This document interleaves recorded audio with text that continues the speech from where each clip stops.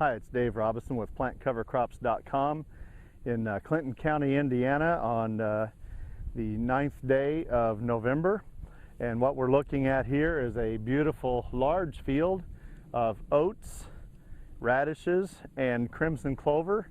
This was planted in September after a soybean crop had been harvested. And we've got just a real good amount of growth out here. After this field, well, this field has only had 6/10 of an inch of rain since sometime in July.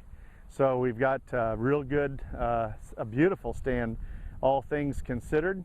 We dug up a radish a little while ago that we actually were able to get all of the root system out of it, and it was 18 inches deep.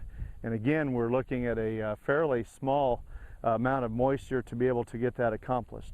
Again, these are Jerry oats, and they again happen to be using groundhog radish. And in this mixture, they're also using an improved crimson clover. As you can see here, this crimson clover is called AU Robin. It's a real winter hardy crimson clover. And the goal here is to be able to scavenge as many nutrients from the soybean field, from the soybeans. And I think he said these harvested somewhere around 65 bushel per acre. And this has been no-tilled for a number of years as well. So you can see last year's corn crop residue from 2009, the 2010 soybean residue, and then our radishes, oats, and rye. Again, the oats and radishes are scavenging the nutrients from the soybeans. The crimson clover is producing nitrogen, and just makes a really nice mix. This will be going to corn next year with the idea that no-till corn this next year. So the radishes will be dead, the oats will be dead, the crimson clover will be living, and I'm pretty confident that he said he'll just go ahead and no-till into this. There's a possibility, because he does do some tillage, that he'll plow under the crimson clover and use it as green manure. I know that's what he's done on some earlier fields, fields that we looked at earlier.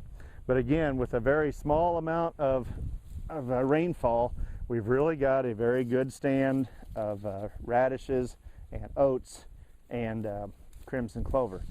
The one other thing to note here is that we see very few winter annuals. In fact, it's very rare that we see a winter annual out here. And that's one of the other benefits of our cover crops, is the fact that we're not going to have those winter annuals because we've got the ground covered. And you see here some crimson clover. It's nice and beautiful. Our radishes are spread out real well, and our oats are also tillered beautifully. Probably the oats are 8 to 10 inches tall. The radishes, again, we tested or dug one up that got the whole root 18 inches deep. And even though the size of the top isn't all that big, the radish roots are very deep, very fibrous, as well as they had many branches off of it. So again, Dave Robinson from PlantCoverCrops.com in southern Clinton County, Indiana, looking at a field of oats, radishes, and crimson clover in early November 2010.